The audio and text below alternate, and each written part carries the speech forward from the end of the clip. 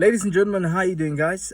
This is K Karabo. I'm excited to have this opportunity to be chatting with you, and I want to always be at a point of sparking conversation, and more than ever, being the person at the center where I can spark and start that conversation. But more than ever, I have a message for you, black child. We are living in a country that has experienced apartheid or apartheid, whichever way you pronounce it.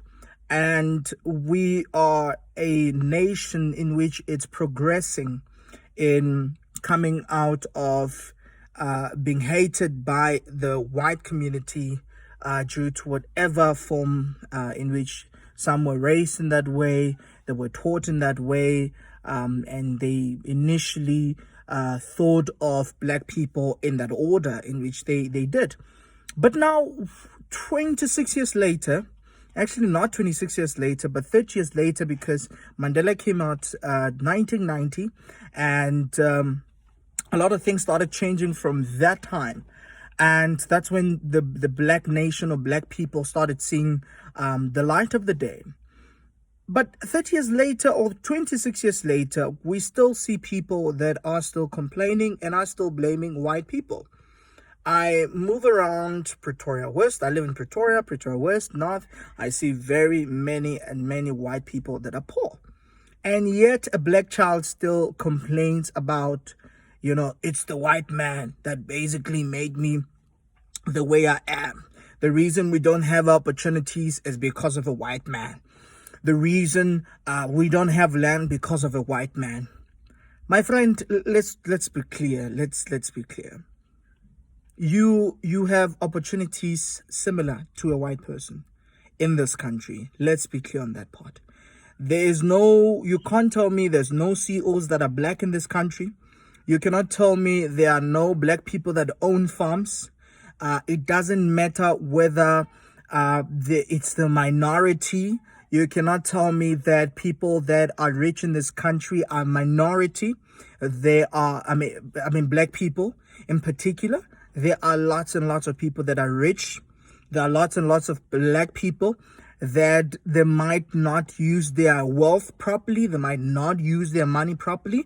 But we live in a country, in a world where opportunities are everywhere.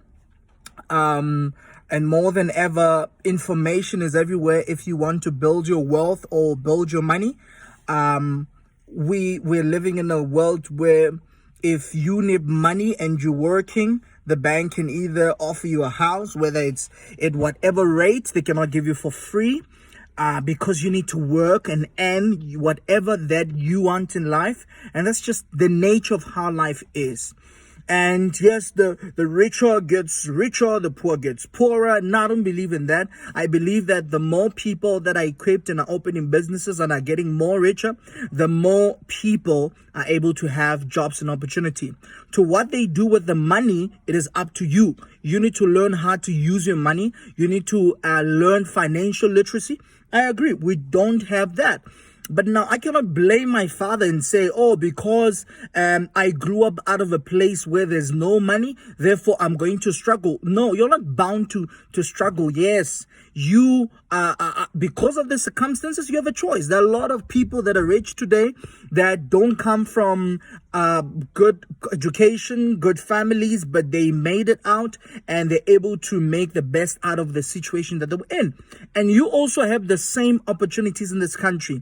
So we need to take away the narrative of always having to blame the white man. You want the land. What you going to do with the land, man? You don't even know how to handle your own yard, backyard. You can't even plant anything. There are a lot of people with big yards, but they can't even plant any single thing. They want to put the whole house with what? With the pavement. And yet you want to own a farm. Come on. Let's be realistic out here. I believe that, and I don't want to blame a white man, because I'm simply saying every man has opportunities in this country. Stop blaming a white man and stop blaming the government. Wake up, make your life better. Now, today as we speak, I can go and get a credit card for 100,000 because your finances are okay. You can get that amount of money. If you're working in a normal, regular job, you can get that money. But it's up to you on what you do with the money. And a lot of us, what do we do with the money? We buy nice clothes. We make sure we look the coolest. We make sure we go party. We make sure we do whatever that pleases us. And nothing to do with growing us. Nothing to do with putting the money into a good use. And when the money's finished and you are stuck with that debt, who do you blame? It's the white man. He took away the land. It's the white man. He's stopping away opportunities from me. Stop playing victim. Stop playing victim. The victim card, we need to stop the victim card. And we have political parties that are pushing the narrative. NC's part of it. EFF is part of it. Where we constantly blame the white man. The white man is not to be blamed. It's not to be blamed. The country's being given to the black people. So it is up to you whether you want people to just come and give you everything. When you want money to just land on your hand. What happened to Zimbabwe? We know what happened to Zimbabwe. So yeah, I don't want to get too much political or anything. The point that I wanted to have this conversation with is that we need to start having conversation and stop blaming everything on race. Stop blaming anything on the fact that, oh, the white man did this. Oh, what, my dad could not do this. That's why, because he was deprived and depressed and all those kind of things. You did not experience racism. You cannot come and start saying, oh, yeah, the white man, because of he did this. No, what are you talking about? There are a lot of people with all equal opportunities in this country.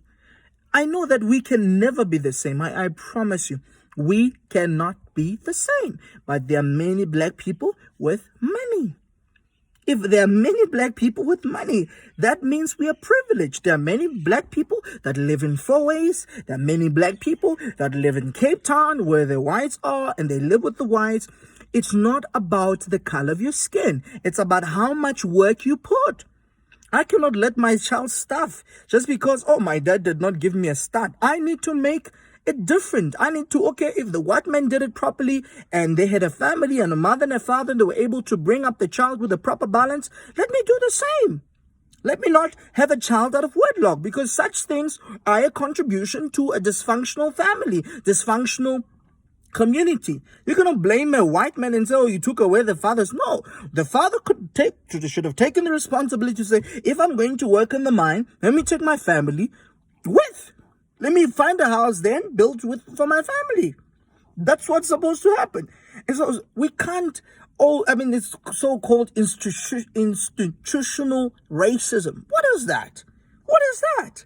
You can go to a bank and get a car. A GTR. You can go to a bank, whether you tell, they can't give me a loan for a business, but they can give me a credit card or they can give me a loan. Why don't you take that loan and use it for business? Come on, guys. We must stop playing a victim card and we must start to wake up. Let's not look at a person at the color of his skin. Let's look at a person at a point of him being a human being. And him being a human being is that he experiences the same difficulties that I experience. He experiences the same brain I do. And yeah, even white people, I want to talk to you guys as well. Stop feeding to this ideology of blaming yourself and always constantly thinking you owe the black people. You don't owe the black people anything. You don't owe us a land. Some of you were not even the owners of, just because your grandfather gave you that land, now you can't give it to a black person because you feel guilty. No, stop feeling guilty. Work hard and you'll